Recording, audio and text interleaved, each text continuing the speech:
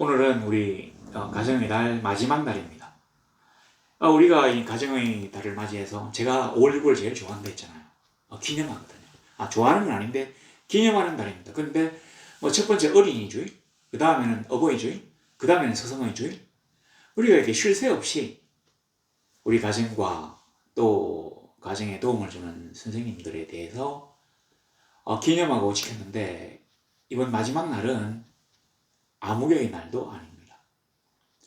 이 말은 뭐냐면 그 모든 것들을 아우르는 가정을 위한 그러한 복을 비는 날이라고 하는 뜻이라고 생각합니다. 이제 다음 달부터는 그 호국 모훈의 달이 되는데 제가 할 말이 많아요. 근데 이 가정의 달에도 할 말이 많습니다. 우리 이제 마지막 가정의 달을 보내면서 이 주일에 가족에 대한 이야기를 하고 싶습니다. 우리 시편이 128편은 그 포로기, 그러니까 유대인들이 바벨론에 포로로 잡혀갔다가 70년 이후에 바벨론 요수에서 포로에서 풀려나서 한 6만에서 7만 정도의 사람들이 귀국해가지고 다시 예루살렘 성전을 중심으로 공동체를 형성했던 그때의 시입니다. 이 시편에서 나와 있는 시 중에서 이 128편은 성전 순례시예요. 순례객들이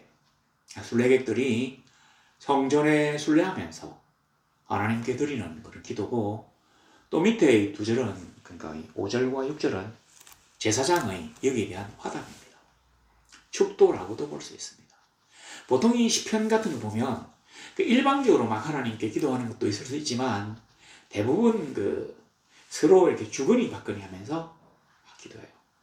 하나님께 감사하라, 나를 사랑하시는 들, 이런 식으로. 여하튼 그랬는데 여기서 여호와를 경외하며 그의 길을 걷는 자마다 복이 있도다 합니다. 실제로 이제 이렇게 우리 어순으로 되어 있지만 원문에는 약간 거꾸로 이렇게 되어 있어요. 처음에 이렇게 합니다. 복이 있으며, 누가요? 여호와를 경외하며 그의 길을 걷는 자마다. 복이 있으며, 누가요? 마음이 온유한 자가. 복이 있으며, 누가요? 여호와를 경외하며 그의 길을 걷는 자가 복이 있답니다. 우리가 이 성경에서 복을 받을 수 있는 길은 딱 3가지 구체적인 게 언급되어 있습니다. 제가 항상 말씀드렸는데 효도, 우리 가정의 날이었는데 효도, 그 다음에 또 하나는 11조, 그 다음에 이제 마지막으로 가난한 이웃에 대한 어떤 베품, 이웃을 구제하는 요 3가지를, 그러니까 요 3번째는 내 보물을 하늘에 쌓아두라는 그 본문이거든요. 이 3가지를 하면 하나님이 복을 주신다고 하셨어요. 하나님 주신 땅에서 장수와 또 부귀와 또 명예와 건강의 이런 복을 주신다고 하는 게 효도고요.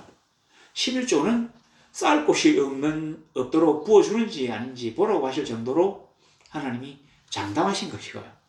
그 다음에 이웃에게 선을 베푸는 것은 우리가 하늘은행에다가 예금하는 것과 마찬가지고, 그래서 우리가 어려울 때 예금을 돌려달라고 청구를 하면 30배, 60배, 100배의 이자를 더해가지고 반드시 주도록 되어 있다고 제가 말씀드렸습니다. 자, 그런데 그런 거를 떠나서 일반적인 원칙은 바로 이거라는 거죠. 우리가 여호와를 경외하며 그의 길을 걷는다면 그가 복을 주시겠다는 겁니다. 아니, 2가지나 해야 됩니까? 경외하고 그의 길을 지켜야 합니까? 그러진 않고요. 한 가지라고 우리가 볼 수 있습니다. 뭐냐면 그의 길을 준행하는 것이에요.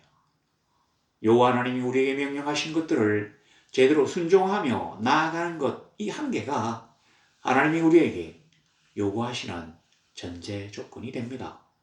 우리가 복을 그렇게나 받고 싶어 한다면 그의 길을 걸으십시오. 여호와를 경외하기 때문에 우리가 그가 명령하시는 것들을 받들어 준행하는 것입니다. 만일 그렇지 않다면 우리가 여호와를 경외하지 않고 그의 이름을 만홀히 여기고 망령되이 걷는다면 지키잖아요.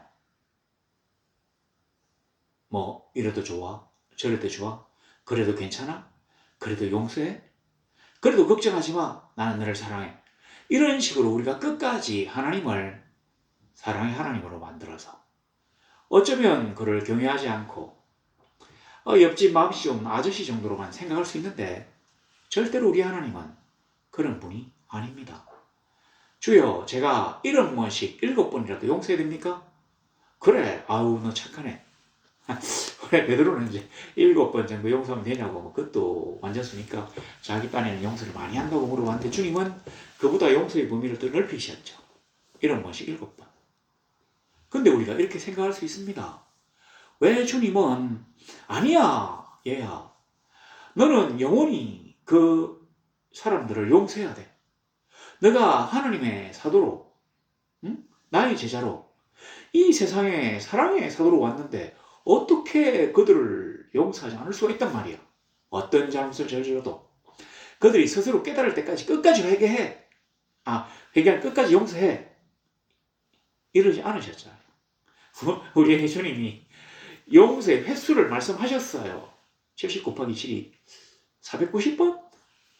뭐 많기는 많은데 문제는 용서의 횟수에 제한이 있다는 거, 정함이 있다는 겁니다. 그걸 넘어간다면 우리 하나님의 심판이 기다리고 있는 것이에요. 왜냐하면 그 심판은 심판장이신 하나님 아버지께서, 여호와 하나님께서 하시는 것이기 때문입니다. 예수님은 그냥 변호사예요. 변호사. 보혜사죠. 보혜사. 대강 이렇게 하고 우리가 이제 여호와를 경외하고 그의 길을 준행하면, 그의 길을 끊는다면 어떤 복을 받게 되는지 나와 있습니다. 우리는 이제 하나님이 우리에게 주시는 복이 얼마나 클까를 생각하는데 상상외로 이 복이 조금 소박합니다. 2절에 보니까 네가 네 손이 수고한 대로 먹을 것이라. 네가 복되고 형통하리로다. 내가 내 손으로 수고하는 대로 먹게 해주신다고요? 자, 우리가 요즘 생각하면 이걸 우리가 과연 하나님이 우리에게 주시는 복이라고 생각할 수 있습니까? 저는 이걸 하나님이 주신 복이라고 생각이 좀 어려울 것 같습니다.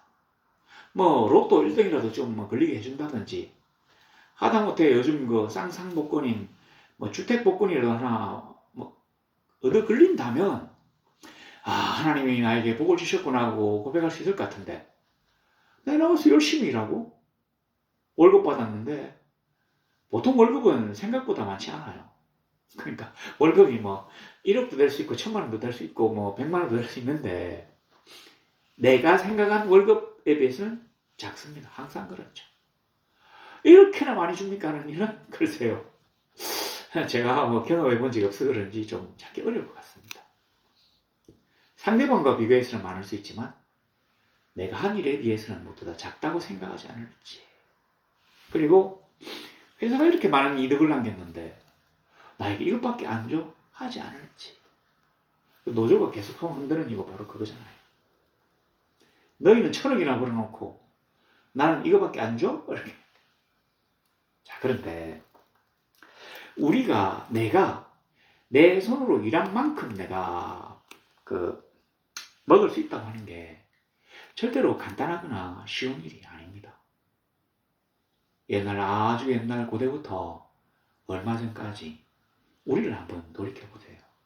사람들은 많이 일하고 죽을 만큼 일하고 죽지 않을 만큼 남겨도 다 빼앗긴 적이 거의 대부분이었습니다.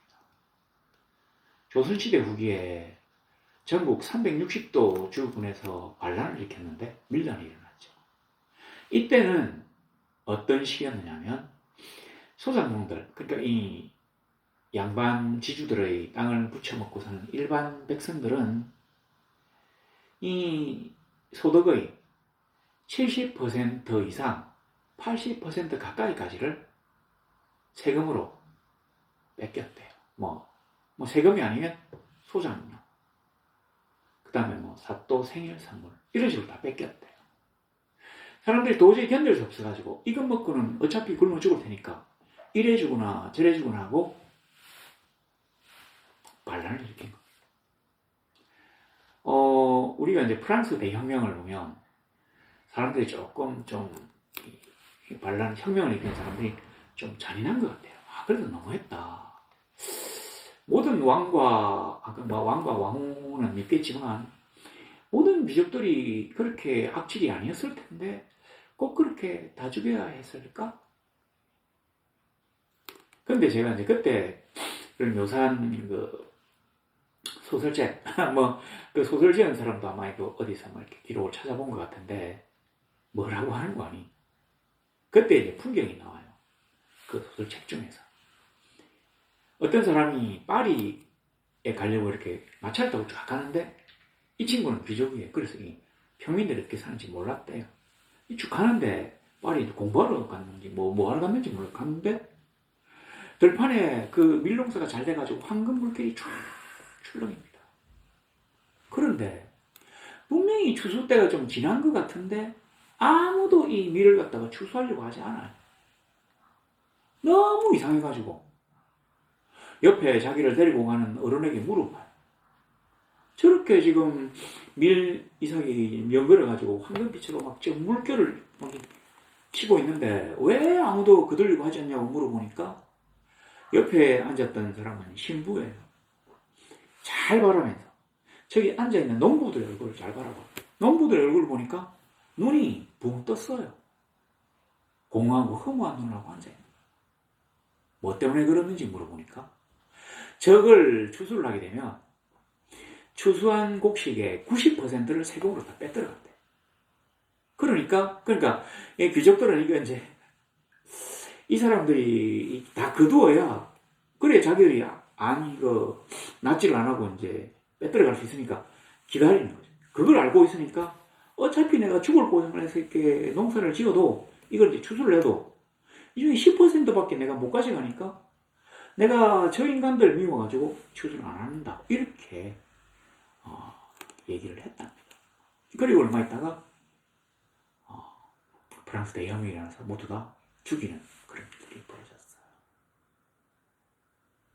내가 수고한 대로 내가 먹을 수 있다는 건 정말 하나님의 큰 복주심입니다. 우리가 그렇게 복을 간구하니 축복을 간구해도 하나님이 들어주시는 복, 이 정도면 굉장한 것이에요. 6.25 전쟁 때 저희 그 외갓집 고향에 낮에는 국군이, 밤에는 그 빨치산, 그 북한군은 아니고 그 남한에서 일어난 죄송합니다 빨리 이 빨치산들이 이제 서로 와가지고 곡식을 뺏더라고요. 밤낮으로 곡식을 뺏들어가니까 우리 이제 외갓집 동네에서는 도저히 견딜 수 없으니까 사람들이 그 뒷마당에다가 아니 그 시골집 마당이 그렇잖아. 거기다가 땅을 파먹고 이 곡식을 숨긴 거예요. 그걸 아는 이 양쪽 군인들이 와가지고는 죽창으로 이렇게 다 찔러버려요. 그래가지고 뭐가 탁 걸리면 땅을 파가지고 곡식을 그걸 막 때리겠죠. 그리고 이제 저희 외할머니께서 말씀하셨는데 외할머니의 그 아버지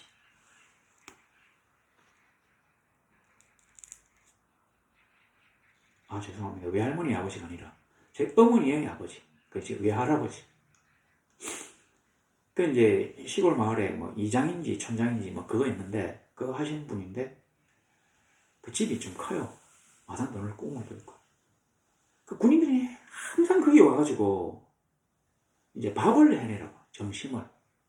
군대에서는 이제 점심을 어떻게 했는지 하여튼 뭐 그래 밥을 해내라고 하니까 이 밥을 이제 그 외갓집에서 해줄 수가 없으니까 마을 사람들마다 돌아다니면서 이 식량을 조금씩 객출해가지고 밥을 해주는데 어느 날 와가지고 밥 해내라고 하니까 진짜 외할아버지가 너무 힘들었대요. 그래가지고 그 아직 그 어렸던 우리 어머니 가가지고 집집마다 가가지고 지금 군인들이 와가지고 밥 해내라니까 밥 해줘야 된다고 살을 조금씩 이렇게 한없이 걷어가지고 했는데 이게 막 하루 이틀도 아니고 매일같이 밥을 해내라니까 매일같이 가서 안 그래도 살이 없다는데 자꾸 의대되니까 꼬맹이 와서 쌀 달라고 하니까 안 줄 수는 없어요. 주기는 줬지만 그것도 계속되니까 사람들이 이제 없는 척하고 이렇게 문도 열어주지 않아. 그 우리 할아버지가 이 사람들아 제발 자네 도시락도 좀 들고 다니라고 막 그런 식으로 우는 소리도 하고 이랬는데 그래서 그 이장인지 그 촌장인지를 진짜 하기 싫어했대요. 요즘은 어떻습니까? 뭐 보이스 피싱도 있고 또 어떤 그 악질 사장을 만나면 임금이 체불되거나 아예 떼어 먹히는 경우도 있습니다. 돈 들고 날라버린 사람도 있고 갑자기 이렇게 막 이렇게 고의 흑자 부도를 내가지고 돈을 갖다 안 주고 숨겨놨다가 뭐 어떻게 해가지고 자기는 잘 먹고 싶어 이런 경우도 많이 있어요. 이런 거를 본다면 우리의 손으로 우리가 일한 만큼 우리가 정당하게 받을 수 있다는 것은 하나님의 큰 복주심입니다. 그리고 이게 이제 맨 앞에 복으로 나와 있는 이유는 뭐냐면 모든 복에는 경제적 안정이 가장 어뜸이거든요. 그리고 이게 제일 중요하다는 말이 아니라 이게 우선 해결돼야 그 다음에 복이 들어갈 자리가 있는 거예요. 두 번째 보니까 네가 복되고 형통하리로다. 이 선언이에요. 네가 복을 받고 형통하게 살겠다고 하나님이 선언을 하신 거예요. 그러니까 뭐 우리가 주는 월급만 받아가지고 어떻게 그 형통하게 살겠습니까? 라고 생각할 수 있는데 그래서 하나님이 예수님을 통해서 주신 기도문이 있잖아요. 일용할 양식을 주시옵고 그러니까 뭐 오늘의 일용할 양식 내일의 일용할 양식을 달라고 하는 게 바로 여기에서 나온 것입니다. 내가 일한 대로 정당하게 받아가지고 이걸로 얼마든지 우리가 행복하게 살 수 있도록 뭐가 형통하도록 아우 이게 이렇게 되네 뭐 이런 식으로 하나님 우리에게 복을 주셨다는 얘기입니다. 3절을 보세요. 내 집 안방에 있는 내 안에는 결실한 포도나무 같으며 내 식탁에 둘러 앉은 자식들은 어린 감람나무 같으리로다. 그러니까 뭐 결실한 포도나무가 될지어다 이렇게 한 게 아니라 그냥 된다는 얘기입니다. 그 정도로 하나님을 경외하는 자가 그의 길을 준하는 자가 확실하게 복을 받는다는 선언이에요. 내 집 안방에 있는 내 안에는 결실한 포도나무 같다. 전혀 복으로 느껴지지 않습니다. 결실한 포도나무 그 탱글탱글하고 주렁주렁 열려있는 이 포도에 그 아침 이슬인지 뭔지 이게 탁 맺혀가지고 그 광고에 나오잖아요. 물방울인지 너무 먹고 싶죠. 좀 근데 이게 이제 뭘 의미하냐면 다산을 얘기해요. 다산. 이 포도나무의 알들이 주렁주렁 이렇게 쫙 그리고 이 포도 가지에 막 이 주렁주렁 열려 있으니까 다산. 근데 이 다산만 하면 한때 우리나라 그 애 작게 낳자 하다가 지금 우리나라 지금 거의 망해가고 있는 중인데 참 그때 참 우리 위정자들이 어리석었고 우리도 어리석었는데 사람이 제일 중요한 거 우리 그때 몰랐어요. 하여튼 뭐 그랬는데 이 다산이라는 것뿐만 아니라 이 결실한 포도나무는 어떤 물질적인 번영을 또한 약속하는 것입니다. 이스라엘에서 평화와 번영을 얘기하면 이 포도나무와 감람나무가 나오거든요. 그리고 이 포도나무 가지가 쫙 꽂아 있고 또 이쪽에는 이 감람나무가 쫙 있는데 이 우거진 가지 밑에서 다 이렇게 들러와 가지고 음식을 먹는 거. 그러니까 뭐 이거를 평화와 번영의 상징으로 성경은 자주 소개합니다. 근데 우리가 관점을 조금 바꿔서 그 앞에 한번 보세요. 앞에 뭐라고 써놨습니까? 내 안에는 그 수식어가 뭐예요? 내 집 안방에 있는 내 안에. 왜 넣어놨겠습니까? 이 여인이 풍요롭지 않는다면 집 안방에 있을 수가 없어요. 남의 집 부엌에 가서 일을 한다든지 아니면 길거리 조판을 펴고 장사를 한다든지 아니면 추수하는 곳에 가가지고 떨어지는 이삭이라도 주우려고 이삭 줍는 사람들 틈에 서 있는다든지 할 수가 있어요. 그렇지 않고 내 집 안방에 있다. 그리고 안방이라고 하는 곳이 여기 이제 나가면 안방의 주인이 안주인 아닙니까?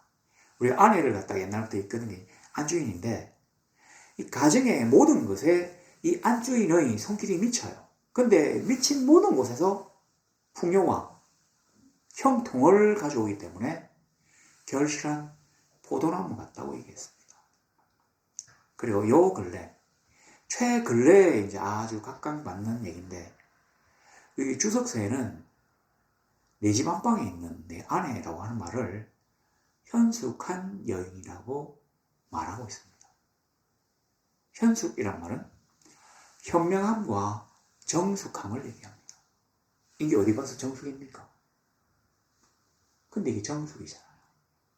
남의 집 안방에 다른 외간 남자와 뒹굴고 있다면 이런 모든 게 축복이 아니라 박살이에요. 가정이 파괴되고 나라도 파괴되는 거죠. 그렇지 않기 때문에 이게 하나님이 주신 복이라고 합니다. 제가 요즘 이 가정의 달을 맞이해서 이제 그런 걸 좀 살펴보니까 이 나라에 불륜이 무지막지하게 많아요.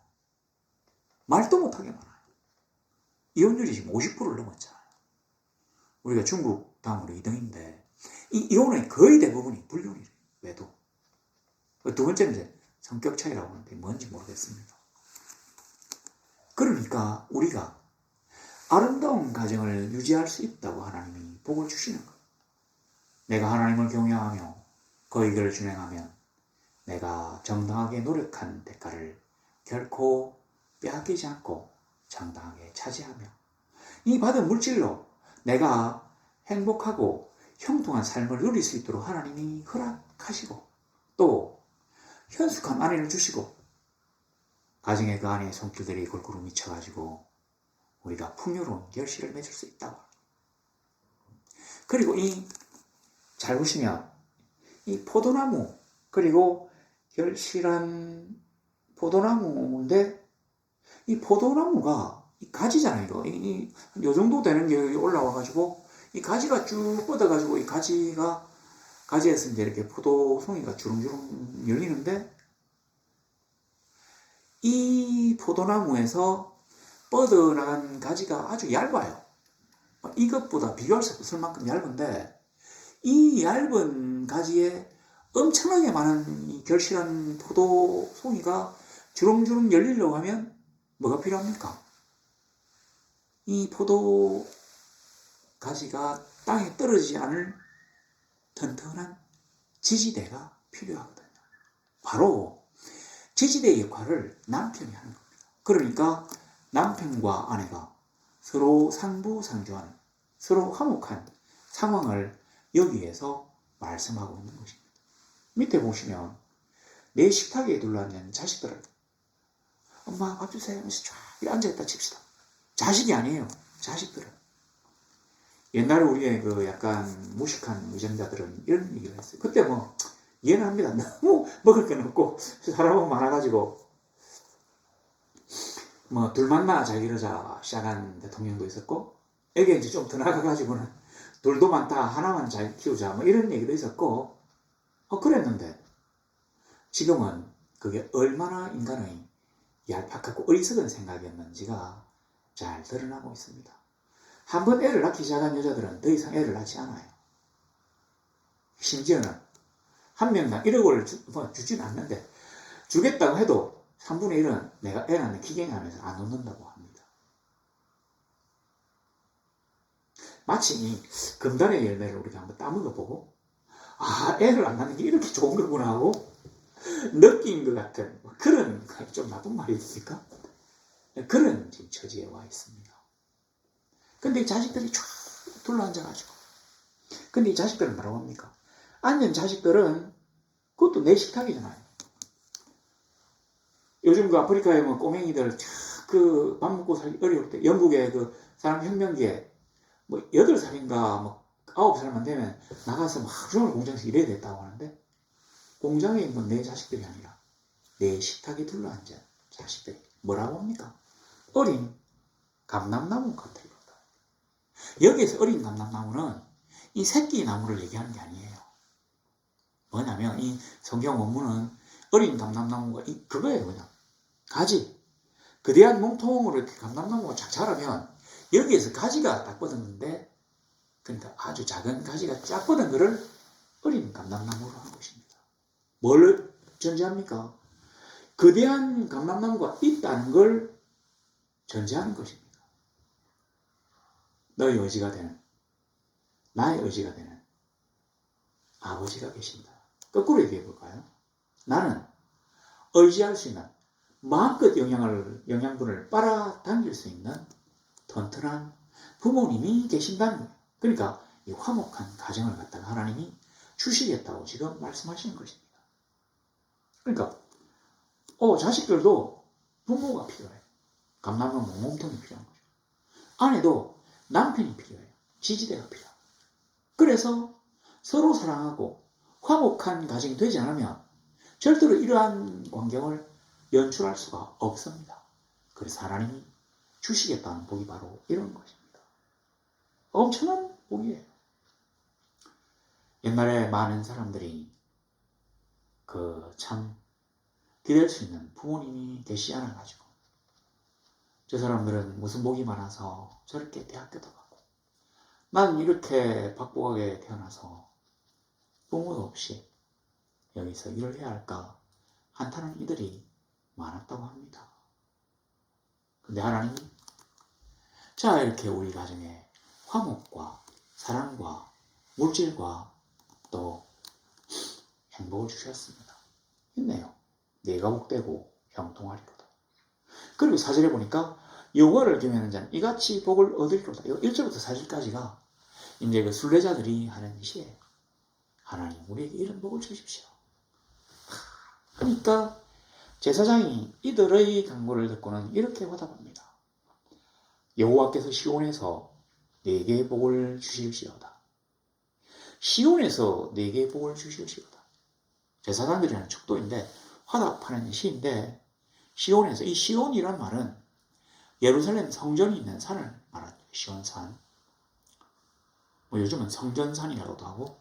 근데 이 이제 시온에서 복을 주신다는 말은 하나님과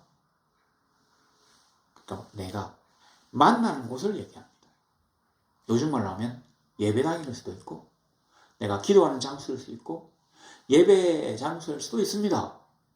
내가 하나님과 만나는 곳에서 하나님이 나에게 복을 주신다고 하는 이 제사장의 축복은, 이 순례객들이 이제 성전에 다 와가지고 여기 이제 내가 하나님을 만나는 하나님의 임재의 처소인 성전에 왔으니까 바로 이곳에서 하나님 여호와께서 너에게 복을 주시기를 내가 원한다고 화답한 것입니다. 두 번째는 이랬네요. 너는 평생에 예루살렘의 번영을 보냐. 저도 이제 서울에서 오래 살았지만 지금은 부산에 있습니다. 그리고 저의 고향은 양산이에요. 양산이 부산 바로 위에 있는데 하여튼 자 이렇게 있고, 또 저는 또 미국에 또 좀 살았죠. 한 4군데 정도를 이렇게 이제 다녔는데, 이 말을 갖다가 약간 오해를 한다면 내 평생에 예루살렘의 번영을 본다. 봐서 어떻게 하라고요? 이 얘기가 아니라, 번영을 본다고 하는 말은 그 번영에 내가 참여한다는 얘기입니다. 그러니까 그 번영 때문에 내가 영향을 입는다는 얘기예요.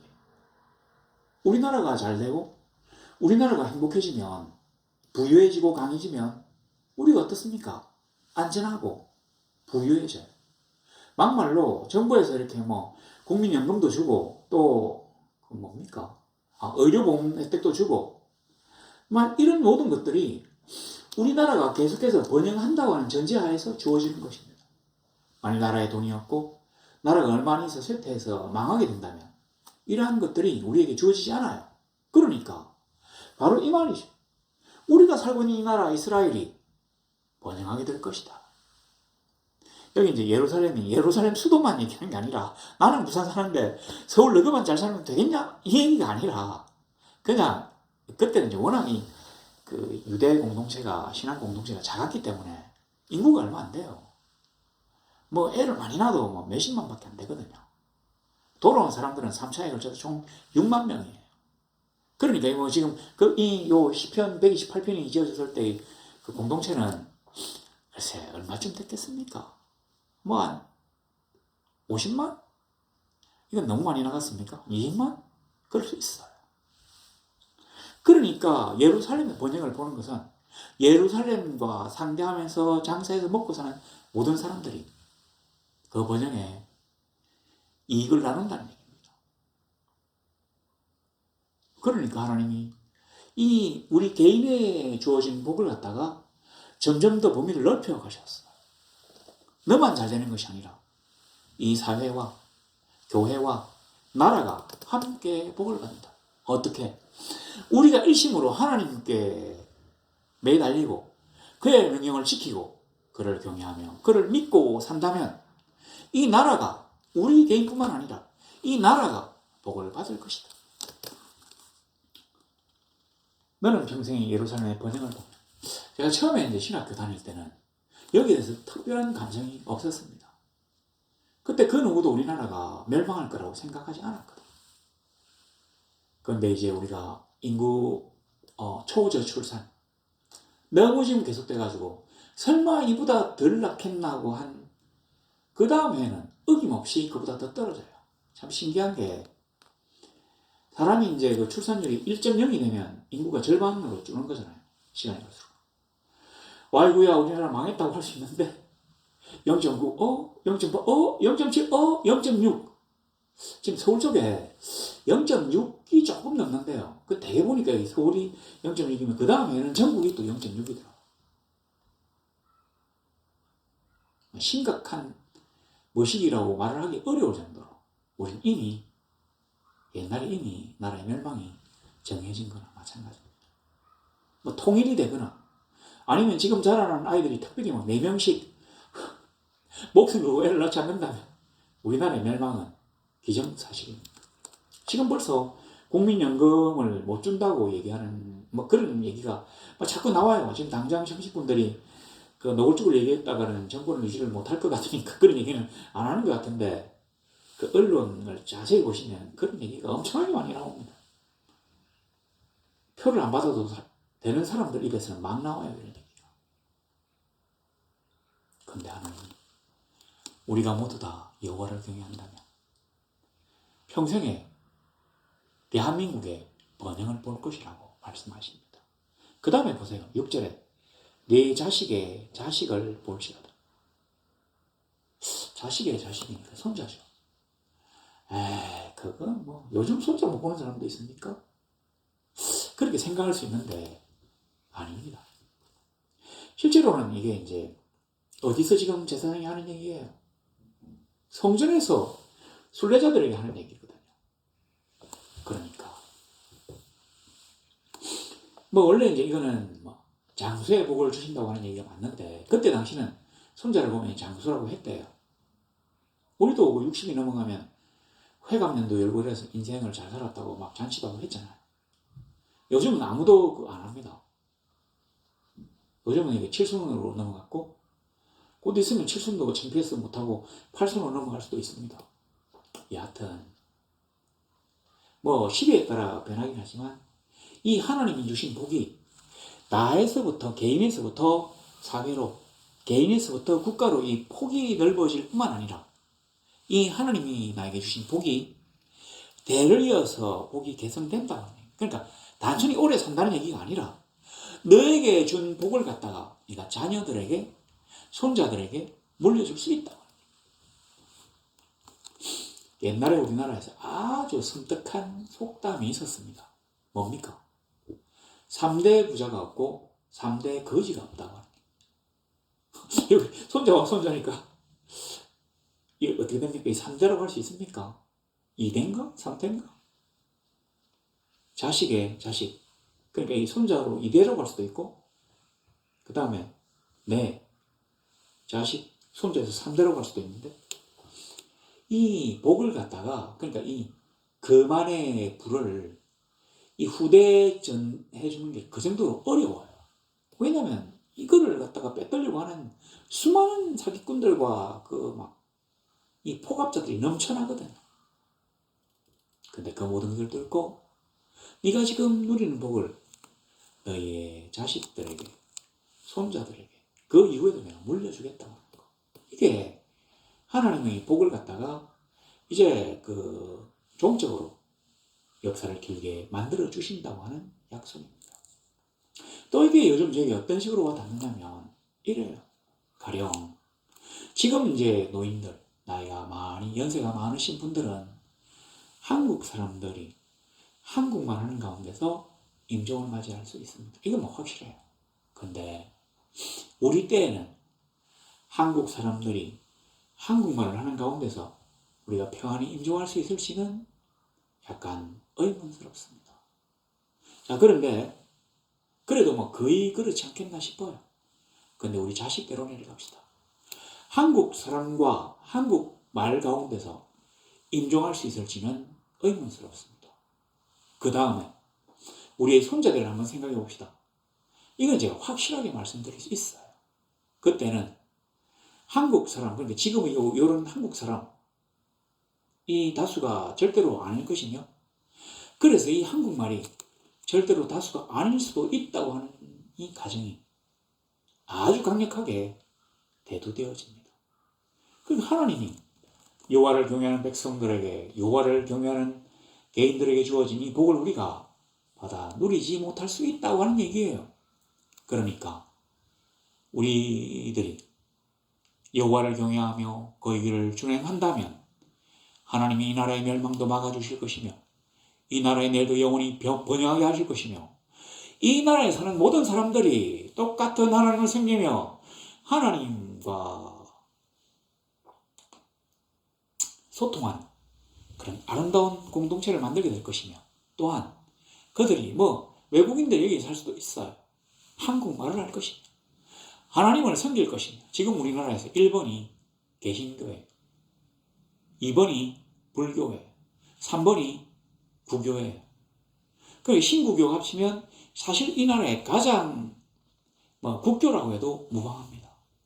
그런데 지금 이런 사람들이 막 들어오면서 지금 전국 각지에 회교 사원을 지으려고 수많은 다툼들이 일어나고 있어요. 이들은 작업 시간에도 작업하지 않아요. 비행기 타고도 중간에 앉아가지고 절합니다. 비켜지도 않아요. 그래서 사람들이 비행기 타지 못하고 줄을 쫙 서가 있는 사진도 있었어. 이들은 또 막 나와서 데모합니다. 할랄 음식을 먹게 해달라. 돼지고기를 치워달라. 이제 우리나라를 그 입맛대로 자꾸 변화시키려고 해요. 그러면 또 여기에 또 부한해동하는 소수의 한국인들이 이들의 인권을 존중했다고 막 뛰어나옵니다. 사람은 누구나 하나님 앞에서 받은 권리가 있습니다. 저도 인정해요. 그러나 우리가 하나님을 거역할 권리까지 그들에게 부여해 줄 필요가 과연 있겠나요? 내가 범죄를 저지를 권리까지 그들에게 부여해 줄 필요가 있겠나요? 회교를 믿는 게 범죄입니까? 라고 얘기한다면 저는 확실하게 얘기할 수 있습니다. 범죄입니다. 내가 부처를 믿는 게 범죄입니까? 제가 목사로서 확실하게 얘기합니다. 범죄입니다. 세상의 실정법을 위반하진 않지만 하나님이 주시는 법을 위반한, 나 외에 다른 신을 내게 두지 말라고 하는 하나님이 우리에게 주신 계명을, 헌법을 위반한 중죄인입니다. 그러고서 우리가 어떻게 이 나라에서 번영과 행복을 누리려고 기대할 수 있겠습니까? 나는 하나님을 섬기고 나는 하나님의 법을 따른다고 해도 나를 제외한 모든 사람들이 하나님을 버리고 다른 일을 한다면 나조차도 그들 때문에 하나님의 법을 제대로 지킬 수가 없게 됩니다. 그런 사회에서 무슨 하나님의 평강과 복이 주어지겠나요? 그렇게 된다면 하나님 어떻게 하십니까? 우리가 잘 알잖아요. 롯을 갖다가 딱 드러내시고는 소돔과 고모라를 멸망시킨 거. 우리는 사실 나라 없는 백성이 되기 싫습니다. 이 땅에서 평안을 끝까지 누리고 싶어요. 나뿐만 아니라 나의 후대들도 이 땅에서 영원히 하나님 안에서 번영하는 모습을 보고 싶습니다. 그렇다면 하나님께 돌아오세요. 그렇다면 하나님이 우리에게 부과하신 법들을 지키세요. 그의 명령과 규례를 지키며 그를 경외하고 그를 믿고 그의 손을 잡고 전생길을 향해 나아가세요. 그래야만이 이 나라의 내일이 있을 수 있습니다. 우리 자식들의 미래가 있을 수 있습니다. 만약 우리가 그렇지 못한다면, 우리가 시기를 놓친다면, 어쩌면 이미 골든타임이 지나갔을 수는 있는데, 우리 하나님의 우리를 향한 자비와 긍휼을 우리가 믿고 다시금 우리가 집단적으로 하나님께 돌아간다면, 하나님은 또 기기묘묘한 방법으로 우리를 다시 부흥시키시며 우리를 다시 번성케 하시고 우리에게 평강과 화목과 행복과 사랑과 더하기, 이러한 복들을 계속해서 후대로 전승할 수 있는 놀라운 일들을 허락하실 걸로 제가 믿습니다. 우리 너무 개인에 대한 간구만 하지 말고 나라와 민족에 대한 간구도 하십시다. 그리고 그런 것 때문에 나와 같이 하나님을 섬기는 이들을 조금이라도 더 만들어내도록 우리 전도하십시다. 우리의 바른 삶이 저들의 본이 되도록 우리가 바르게 행동하십시다. 그래서 이 적은 땅, 이 거대한 유라시아 대륙의 마지막 남은 이 작은 땅에서 우리가 새로운 기적을 만들어내십시다. 이전의 기적을 한강의 기적이었다면 이제부터의 기적은 십자가의 기적이라고 부를 수 있도록 우리가 하나님 안에서 새로워지십시다. 멋진 삶을 살아서 우리와 민족이, 우리와 후대가 함께 복을 받고 번영하는 그런 멋진 성도들이 되시기를 우리 주 예수 그리스도 이름으로 간절히 소망합니다.